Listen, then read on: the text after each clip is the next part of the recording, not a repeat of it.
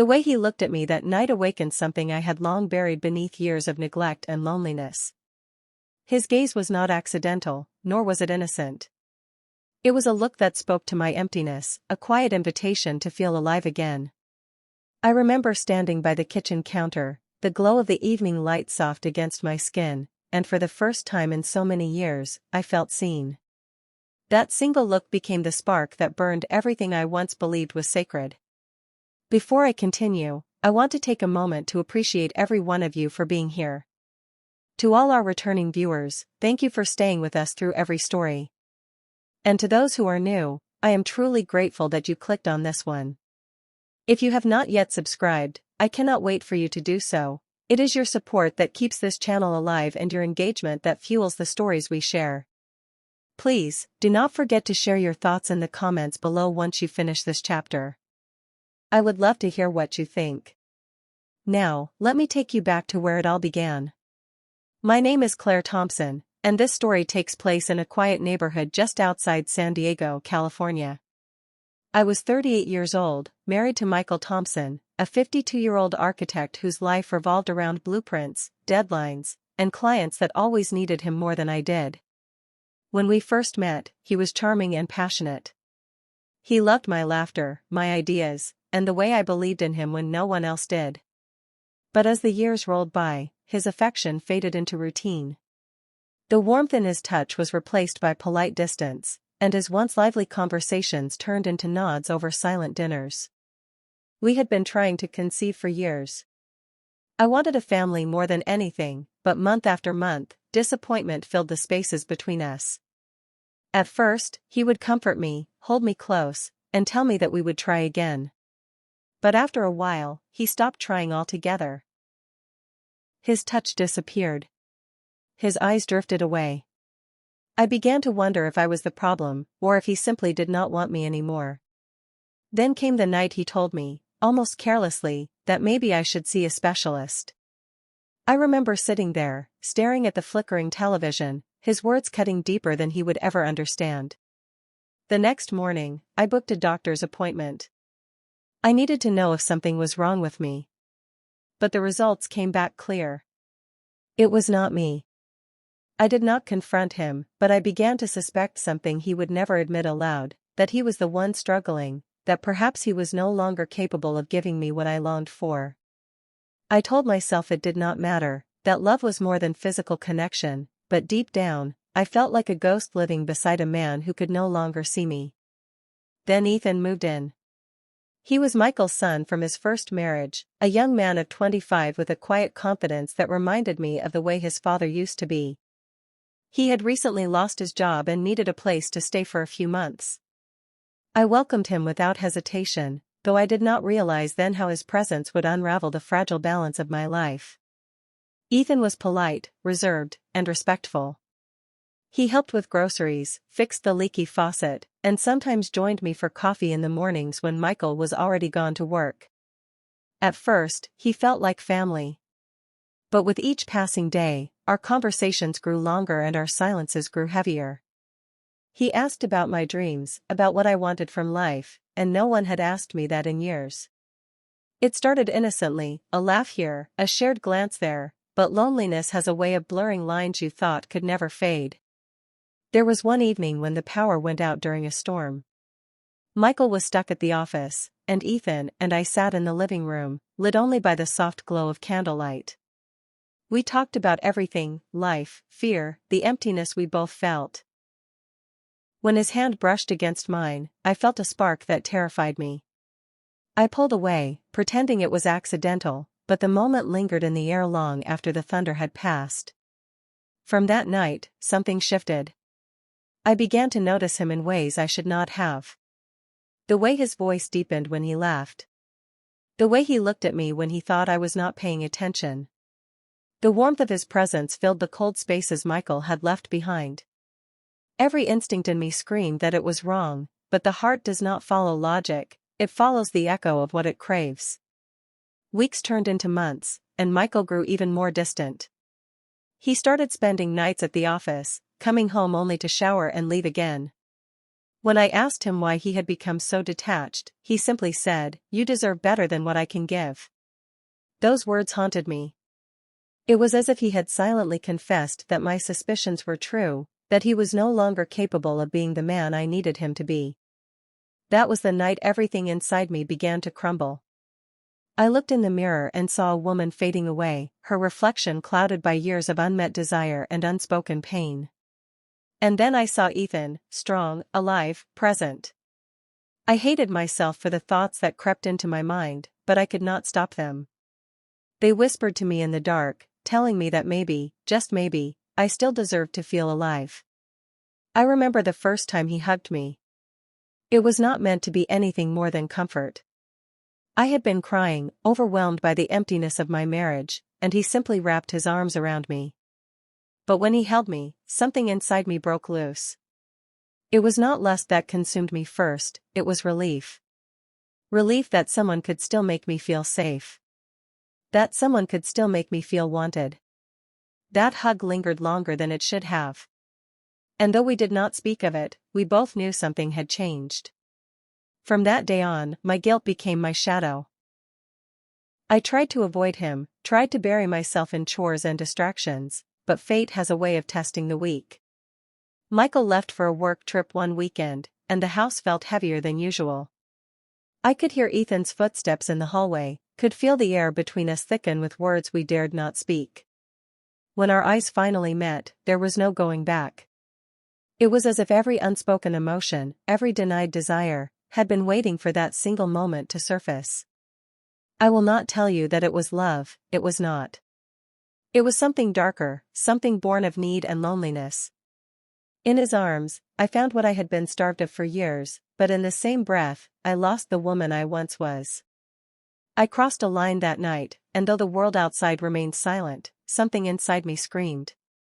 When Michael returned, I could not look at him the same way again. He smiled as if nothing had changed, as if his world was still intact, and that was when I realized the depth of my sin. He had trusted me. And I had betrayed that trust in the worst possible way. What followed were days of guilt, nights of restlessness, and the unbearable weight of a secret that threatened to destroy us all. After that night, nothing between Ethan and me felt the same. Every sound in the house, every glance across the kitchen table, every quiet breath seemed heavier with meaning. The air carried a secret no one could see but one that lived within every heartbeat I took. I told myself it was a mistake, that it would never happen again, that the guilt alone would bury any temptation that remained.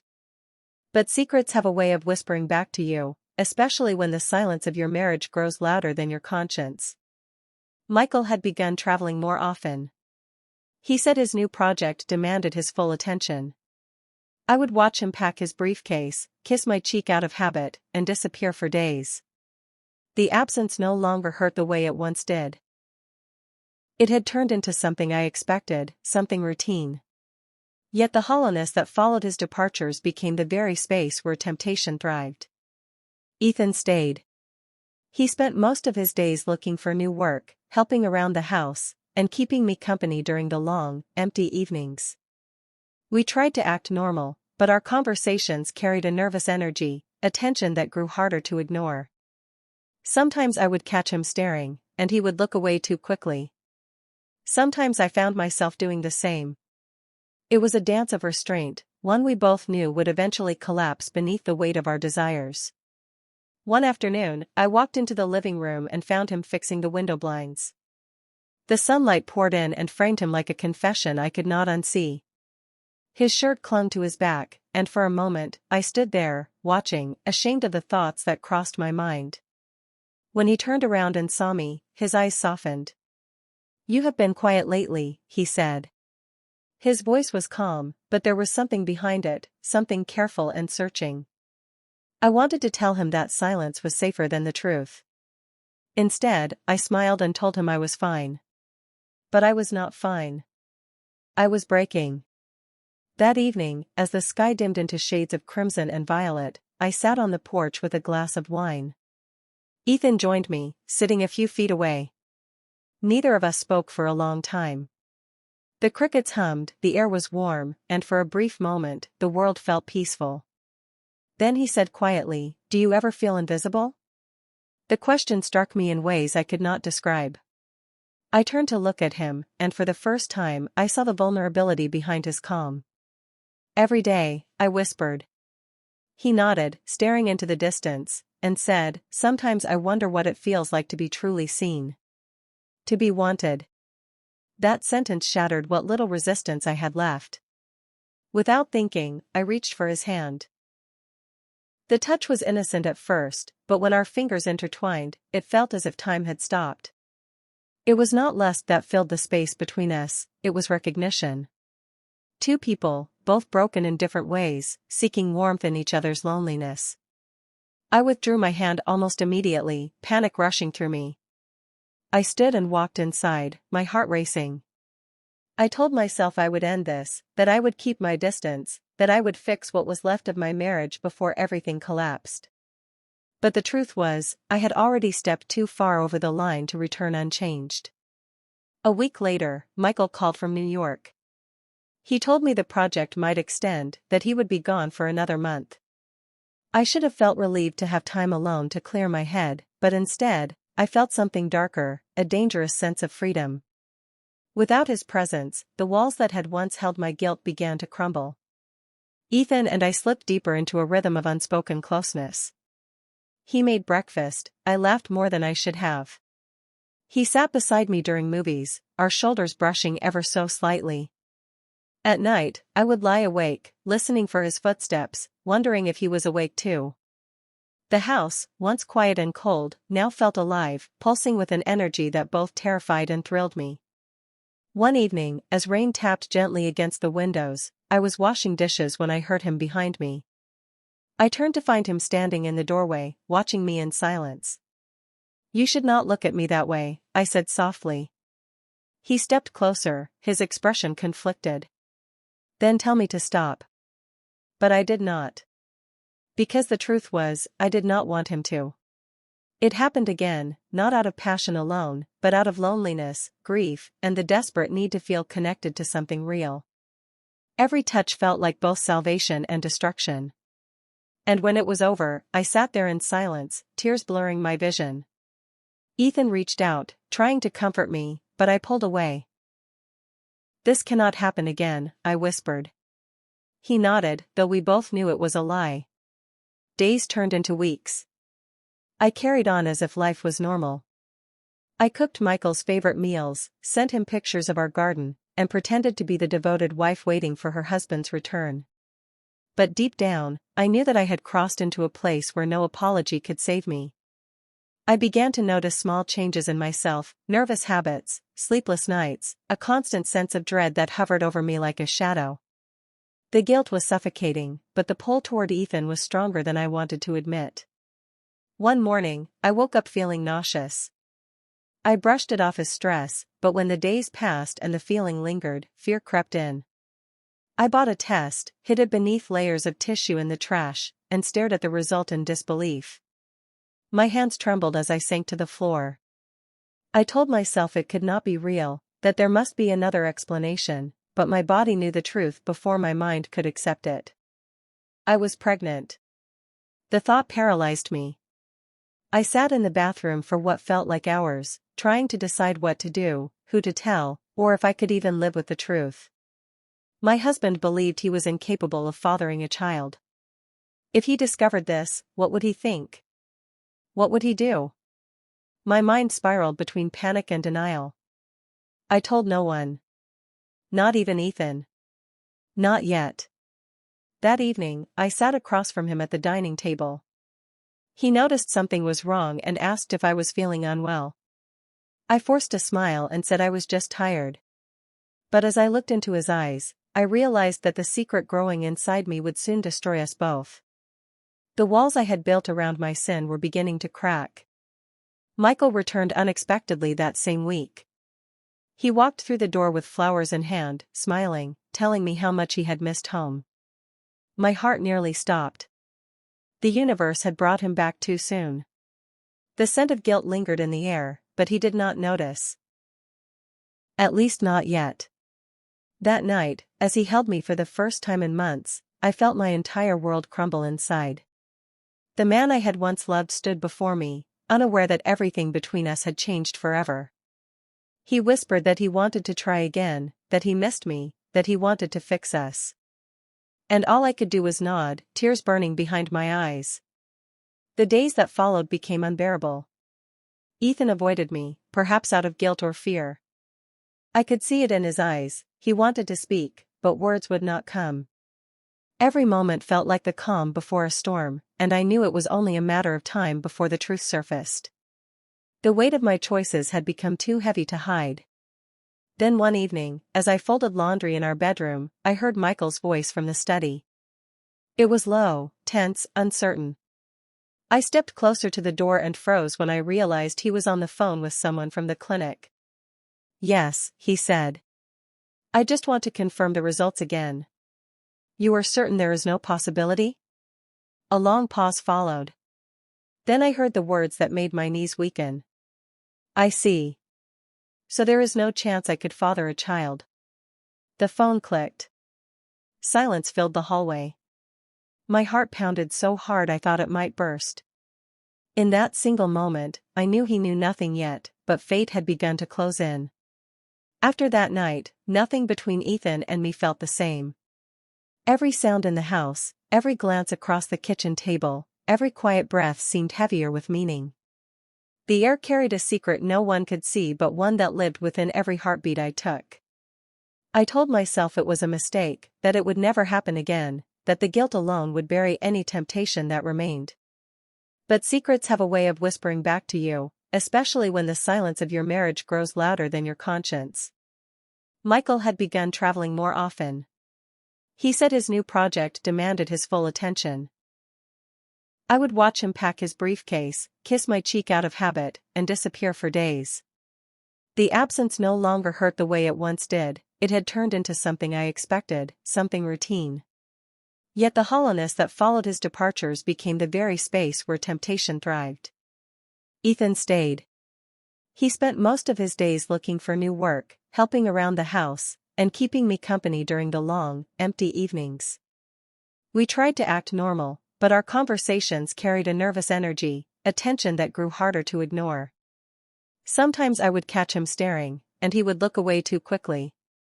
Sometimes I found myself doing the same. It was a dance of restraint, one we both knew would eventually collapse beneath the weight of our desires. One afternoon, I walked into the living room and found him fixing the window blinds. The sunlight poured in and framed him like a confession I could not unsee. His shirt clung to his back, and for a moment, I stood there, watching, ashamed of the thoughts that crossed my mind. When he turned around and saw me, his eyes softened. "You have been quiet lately," he said. His voice was calm, but there was something behind it, something careful and searching. I wanted to tell him that silence was safer than the truth. Instead, I smiled and told him I was fine. But I was not fine. I was breaking. That evening, as the sky dimmed into shades of crimson and violet, I sat on the porch with a glass of wine. Ethan joined me, sitting a few feet away. Neither of us spoke for a long time.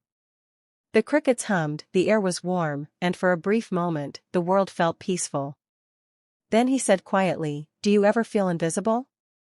The question struck me in ways I could not describe. I turned to look at him, and for the first time, I saw the vulnerability behind his calm. "Every day," I whispered. He nodded, staring into the distance, and said, "Sometimes I wonder what it feels like to be truly seen. To be wanted." That sentence shattered what little resistance I had left. Without thinking, I reached for his hand. The touch was innocent at first, but when our fingers intertwined, it felt as if time had stopped. It was not lust that filled the space between us, it was recognition. Two people, both broken in different ways, seeking warmth in each other's loneliness. I withdrew my hand almost immediately, panic rushing through me. I stood and walked inside, my heart racing. I told myself I would end this, that I would keep my distance, that I would fix what was left of my marriage before everything collapsed. But the truth was, I had already stepped too far over the line to return unchanged. A week later, Michael called from New York. He told me the project might extend, that he would be gone for another month. I should have felt relieved to have time alone to clear my head, but instead, I felt something darker, a dangerous sense of freedom. Without his presence, the walls that had once held my guilt began to crumble. Ethan and I slipped deeper into a rhythm of unspoken closeness. He made breakfast, I laughed more than I should have. He sat beside me during movies, our shoulders brushing ever so slightly. At night, I would lie awake, listening for his footsteps, wondering if he was awake too. The house, once quiet and cold, now felt alive, pulsing with an energy that both terrified and thrilled me. One evening, as rain tapped gently against the windows, I was washing dishes when I heard him behind me. I turned to find him standing in the doorway, watching me in silence. "You should not look at me that way," I said softly. He stepped closer, his expression conflicted. "Then tell me to stop." But I did not. Because the truth was, I did not want him to.